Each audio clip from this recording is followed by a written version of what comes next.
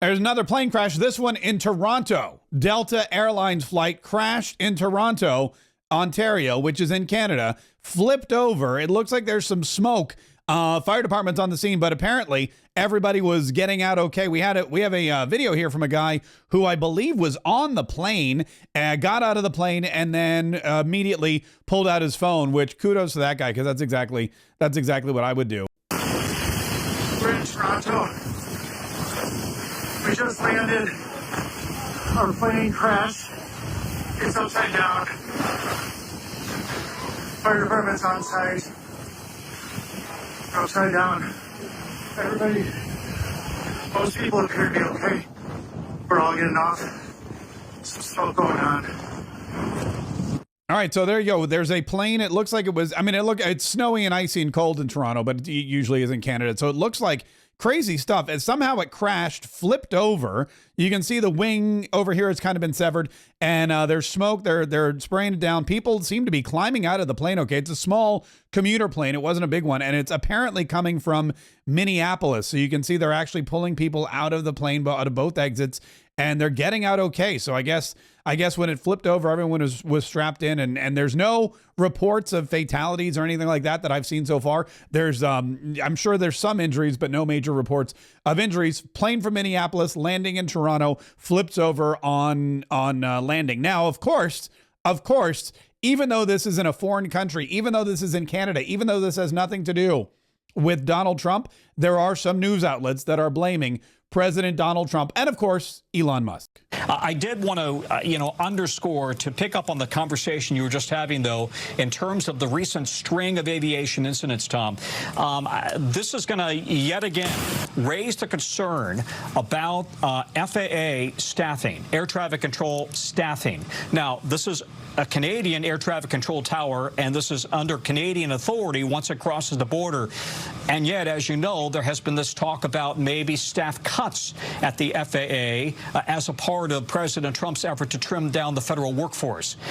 And yet, as you also know, the FAA has been complaining for years that they are understaffed in critical job positions, especially air traffic control. I was having a conversation with somebody today about whether air traffic control in America is being affected by the staff cuts. So far, not to their knowledge, and yet other positions related to maintaining critical equipment appear to have been cut. So this is going to feed into all of these recent incidents, and the safety of the total air traffic system is going to be very much a part of the conversation as we go forward, at least on this side of the country, of the border, I should say. How is this not journalistic malpractice? This is a reporter for NBC News talking about a plane crash in Canada and discussing FAA, Federal Aviation Administration, cuts here in the United States of America. He even says at the very beginning of this report, now this is, of course, an entirely different country, entirely different jurisdiction. So how does that have anything to do with the conversation about Donald Trump, Elon Musk, and Doge cutting FAA staffers? I did want to, underscore, to pick up on the conversation you were just having, though,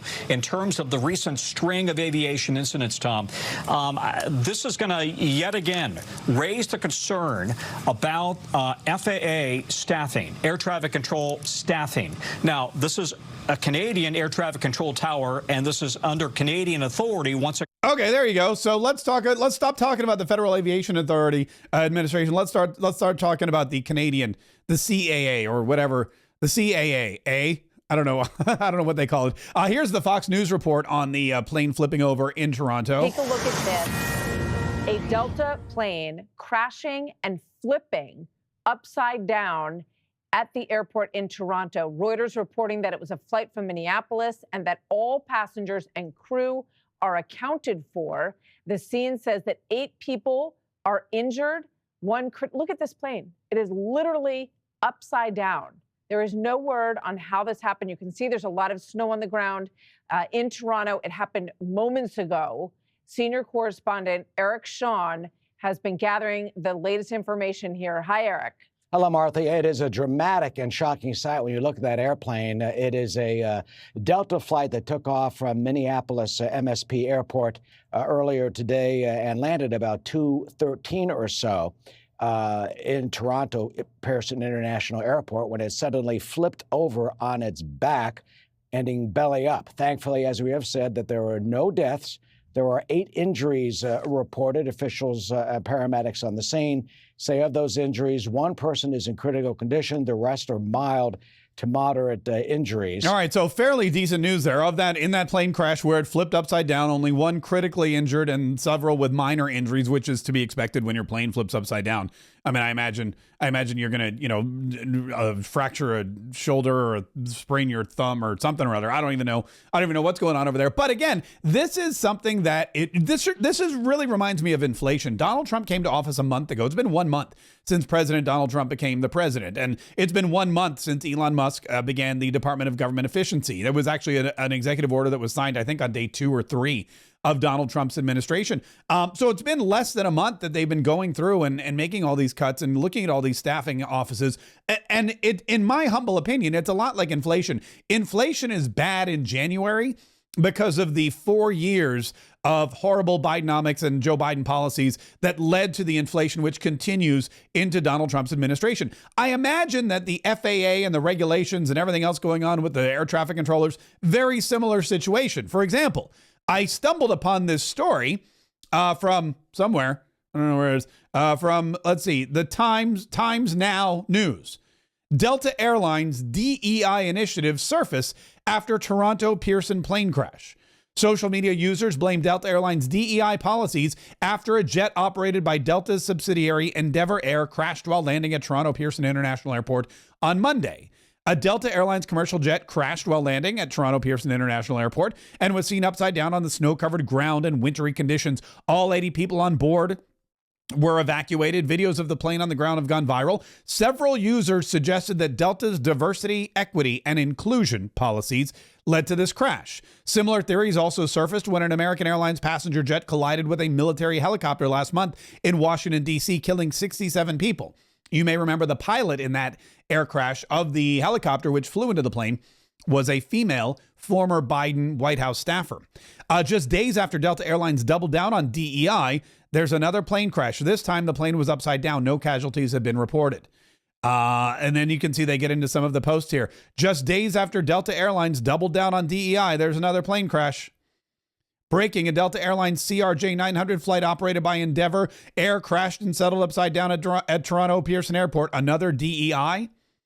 Plane belly up after crash landing in Toronto. Airport says all passengers and crew are accounted for. Still pushing DEI. This was probably a pilot DEI hire, the reason I stopped flying them. So it goes on and on and on. A lot of people with the same theory. And you have to look at it. Look, if there's a string of airline incidents, which it seems like we're having. There's the incident at DCA, Reagan National Airport in Washington, D.C. There was the incident in Philadelphia where the medevac plane crashed into a northern Philadelphia neighborhood on a Friday night. There was a crash in Alaska that claimed the lives of 10 people last week. And now there's this crash in Toronto, Ontario, Canada, a separate country, as we learned from NBC News. But again, still, if you're going to blame it on somebody, I don't think you can blame it on Donald Trump. I don't think you can blame it on Elon Musk. I don't think you can blame it on the current situation going on with the efforts to revamp the government, weed out all of the DEI hires and hire people based on merit and merit only. I think the most likely cause of all of these incidents, just like inflation and everything else going on in the country, is the 4 years of neglect, the 4 years of ridiculous hiring practices, the 4 years of wokeism that have weakened every institution in our government, our military, our economy, our education department, and clearly our airlines and our federal aviation systems. We will, of course, be following this story and all the news that comes out like all the time. So make sure you're subscribed to this channel. Make sure you like, make sure you set the notifications so that anytime news breaks and we post new content, you'll get it right away. Like, subscribe, set those notifications right now.